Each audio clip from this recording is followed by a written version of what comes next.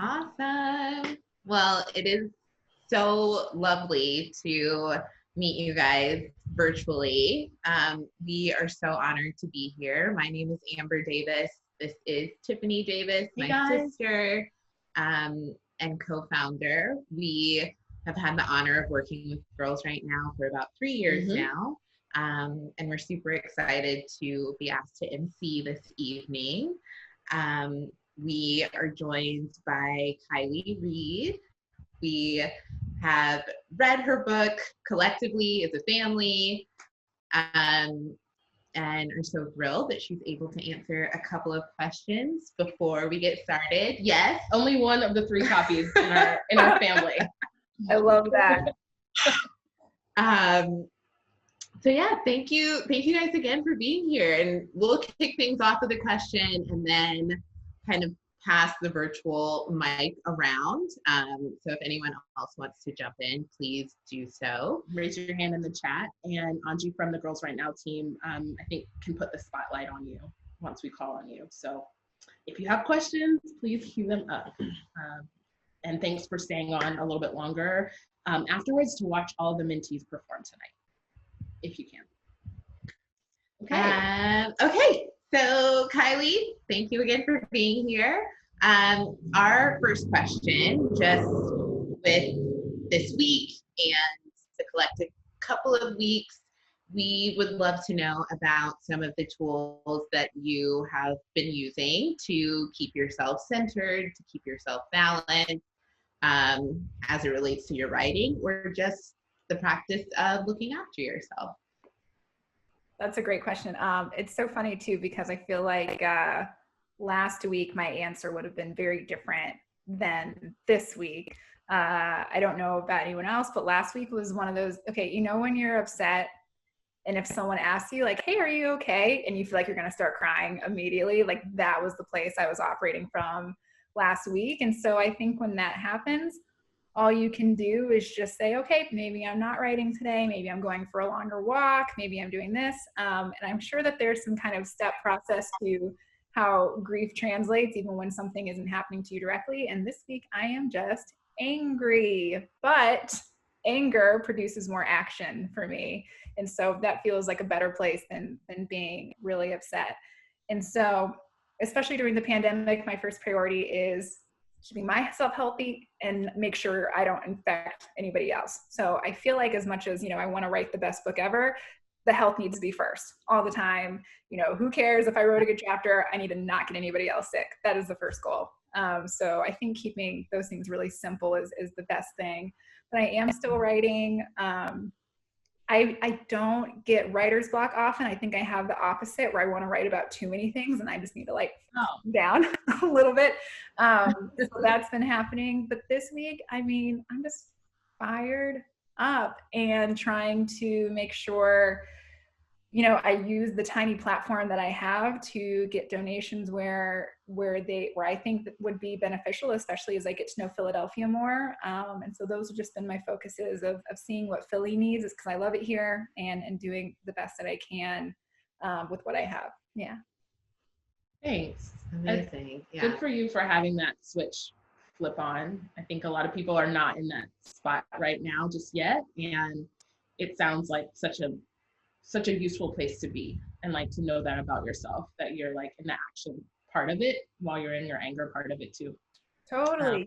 I did tell people hey, just so you know, I'm not in a good place to talk about these things right now, or I've gotten, people have said, hey, do you want to write about this? And I'm like, oop, nope, I can't do that right now because I'm not in the place. And so I think the older I get, the more I realize that saying no sometimes is really good.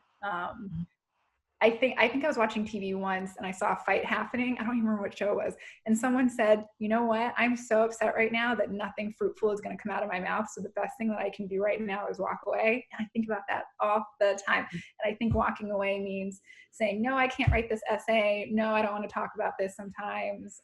And just understanding when you're going to offer something really great. It's not all the time. Thank you. Well, we'd like to take another question from the audience. If you can raise your hand in the chat.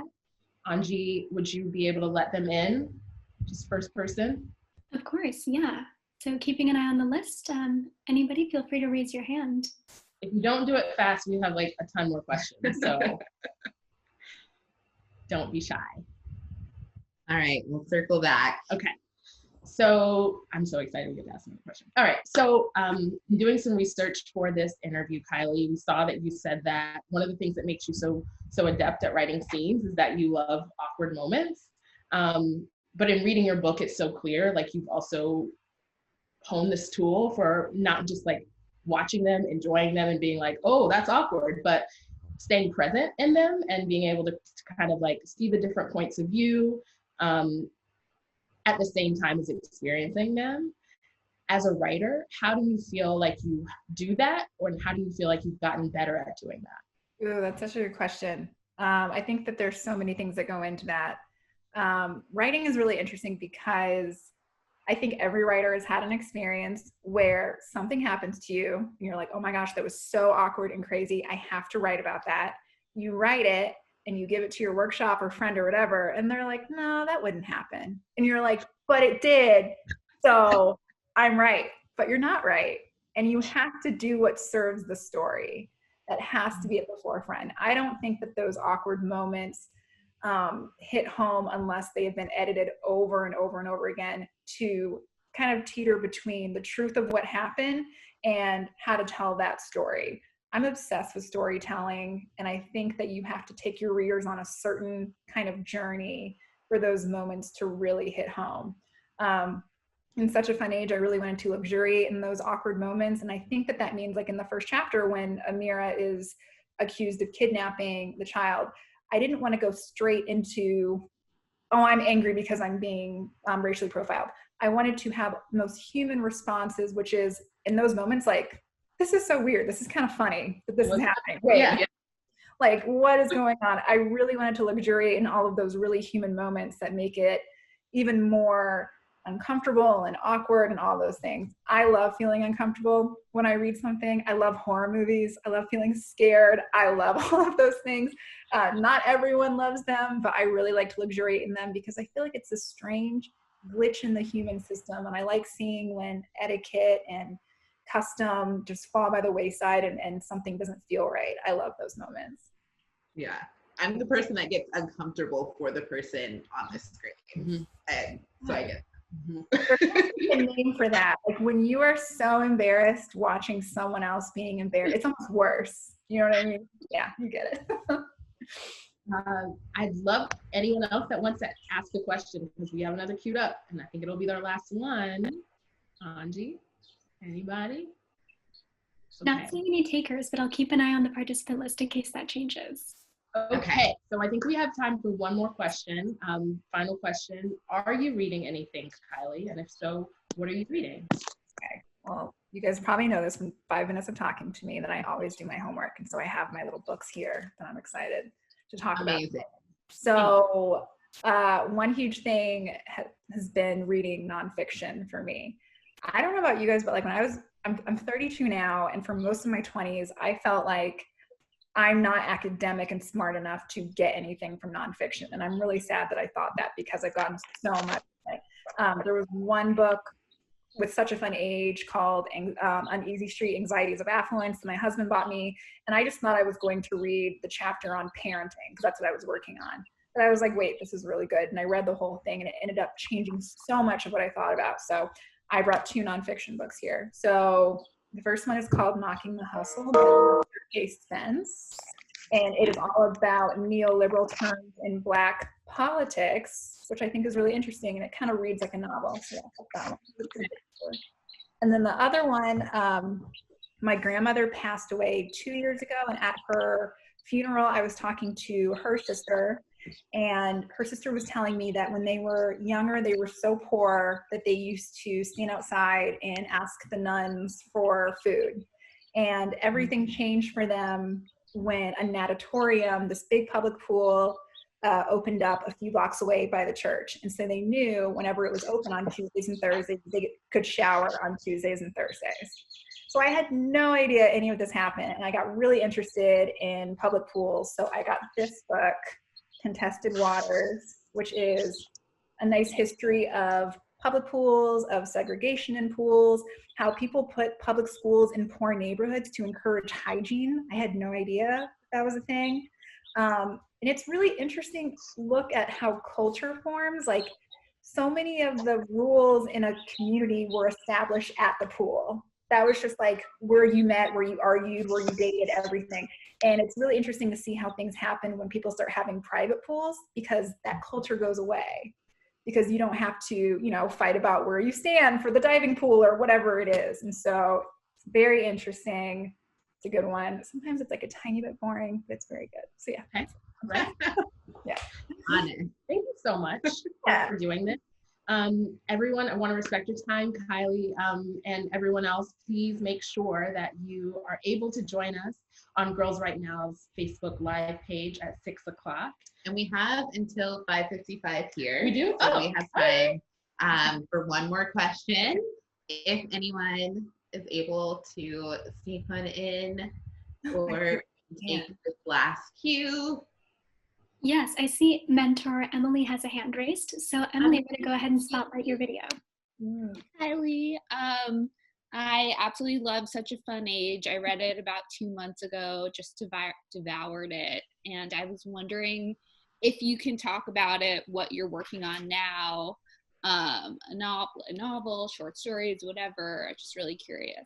So thank you. Also, thank you so much for coming tonight and doing this.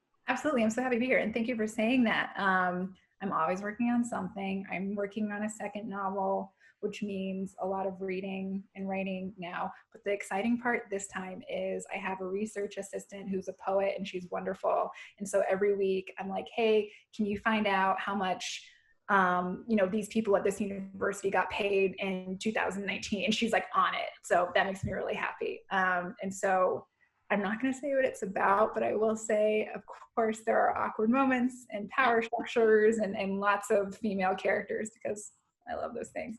And I'm also working on an essay that will go in an edition of The Great Gatsby in the fall, which I'm really excited about, as they do a reprint. It's all about the anxieties of the liberal elite about their wealth. So yeah, I think I used to work on like 8 things at a time, and now I try and do like 2. So that's where I'm at. Okay. Nice. It also seems that Such a Fun Age is growing arms and legs as far as other potential projects for you to be working on, just based on that. Oh my gosh, wait, I'm so sorry. Yes, I'm executive producing the film adaptation. Yes. Yeah. So cool. Yes, which means next week I'm meeting with writers for the film adaptation script, which is really exciting. And so it's a strange thing because, and I think that Hollywood just works that way normally, but right now, production is shut down. And so on one end, it's really exciting to work on it. On the other end, like, you never know how long ago or, in the future these things are going to happen. So I'm just taking it one day at a time and hopefully, finding someone that makes all of these awkward moments on the page come to life and screen too. That's the hope. Awesome. Nice. Any other questions from the crowd? We can definitely ask more. Oh, I see somebody's asked in the chat. Where did you write the book? In a cafe, at home, library, where? And also, yay, second novel they wrote, exclamation point, exclamation. I started this book when I was living in New York City, when I was living in Astoria. So I used to be a receptionist, and I would stay at my office every Friday night for like 5 hours and write in the biggest conference room. That was just the Friday nights. And then I ended up moving to Arkansas for a year, and I wrote most of the first parts of this book in Arkansas at a coffee shop called Our Sagas. And I would write Monday through Friday for about 3 or 4 hours in the morning. And then I got into grad school and I went to the IO Writers Workshop, and I wrote most of it on the floor in my room. Don't do that though, because I go to a chiropractor now.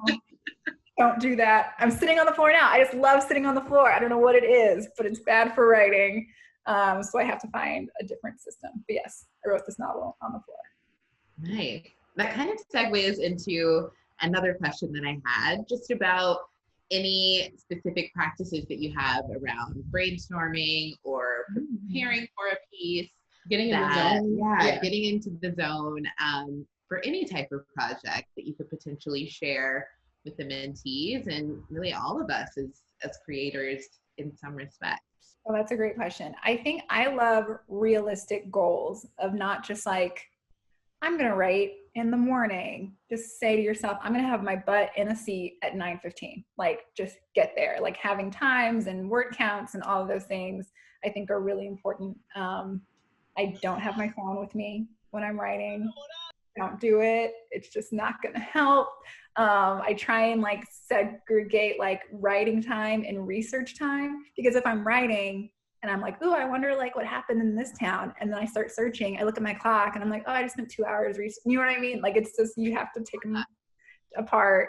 I try and stay focused the best I can, but I get a little impatient after like an hour and a half. And so I go for a walk for like 10 minutes and then I come back and I do it again. Being active is really important for me as a writer. And like, I love the gym so much. I'm not like pumping it. I just like walk like 2 miles an hour, like on the treadmill, but that really helps me. And so staying active is really good for my writing brain. I feel like a lot of my writing gets done when I'm walking. Yeah. Nice. So helpful. Yeah. All right. Well, should we do one more? Yeah, let's do one more. I feel like we can beat the clock here. Okay. Anyone else want to ask a question? I'll make it quick. Okay. Okay.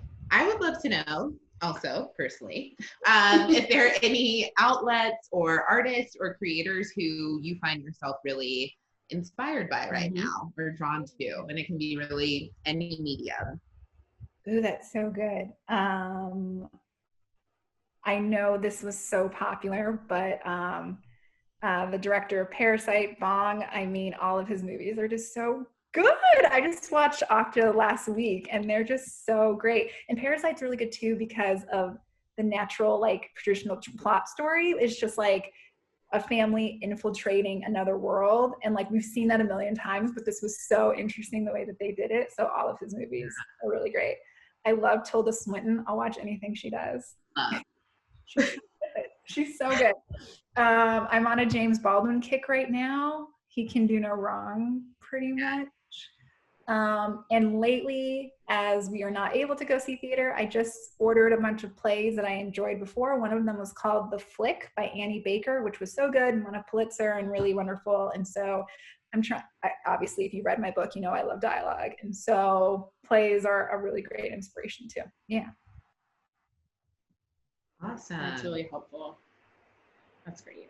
Yeah. Thank you, Lane. Well, we cannot wait to see more of your insights and experiences in just a few minutes during the performances by all of the mentees. And congratulations again on all of the success of Such a Fun Age. And thank you again for being so generous with your time and your answers and your creativity. And we're just excited to keep reading you and keep cheering you on. Thank you so much. This was really, really fun. Thank you. I so appreciate you guys having me. Yeah, stay safe in Brooklyn. Yeah. Yay. Thank you. Thank you too. you. We hope to see you guys on Facebook. See you guys soon. Bye. Bye.